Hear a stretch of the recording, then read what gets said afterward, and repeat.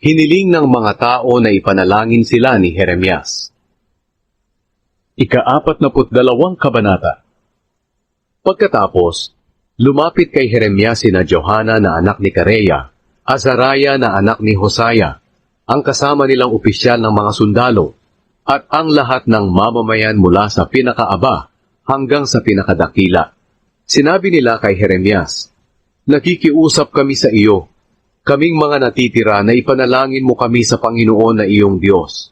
Marami kami noon pero ngayon kakaunti na lang, katulad ng nakikita mo. Manalangin ka sa Panginoon na iyong Diyos, para sabihin niya sa amin kung saan kami pupunta, at ano ang dapat naming gawin." Sinabi ni Jeremias, "Sige, mananalangin ako sa Panginoon na inyong Diyos, para sa kahilingan niyo, at sasabihin ko sa inyo kung ano ang sinabi niya. Wala akong ililihim sa inyo." Sinabi pa nila kay Jeremias, "Ang Panginoon na iyong Diyos ang tunay at tapat nating saksi, kung hindi namin gagawin ang lahat ng sasabihin niya sa pamamagitan mo. Magustuhan man namin o hindi, basta't susundin namin ang sasabihin ng Panginoon naming Diyos, para maging mabuti ang lahat para sa amin." Pagkalipas ng 10 araw, nagsalita ang Panginoon kay Jeremias.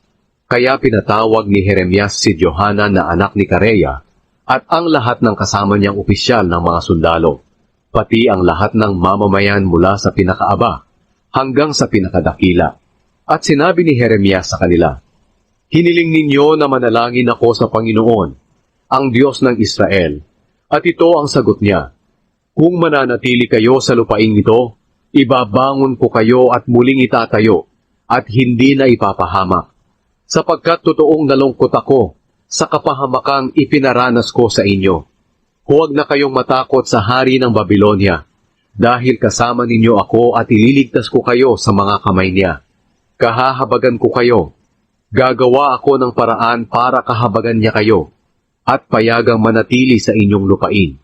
Pero kung ayaw ninyong sundin ang Panginoon na inyong Diyos, at sasabihin ninyo, hindi kami mananatili sa lupaing ito, pupunta kami sa Ehipto at doon maninirahan, dahil doon ay walang digmaan o taggutom.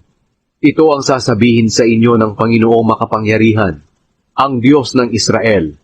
Kayong mga natitirang taga-Huda, kung nagpasya kayong pumunta sa Ehipto at doon manirahan, ang digmaan at taggutom na inyong kinatatakutan ay susunod sa inyo, at doon kayo mamamatay.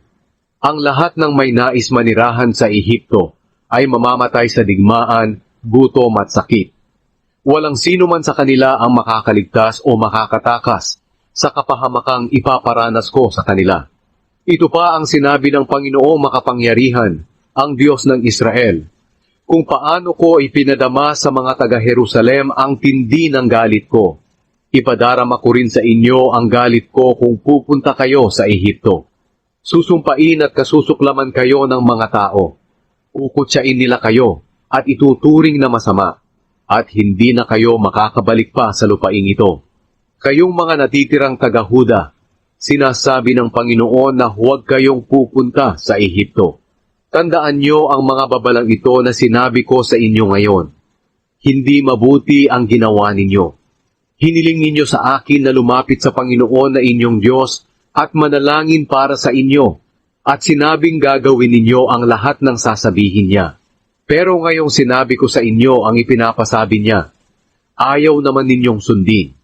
Kaya tinitiyak ko sa inyo na mamamatay kayo sa digmaan, taggutom at sakit sa Ehipto, sa lugar kung saan nais ninyong manirahan.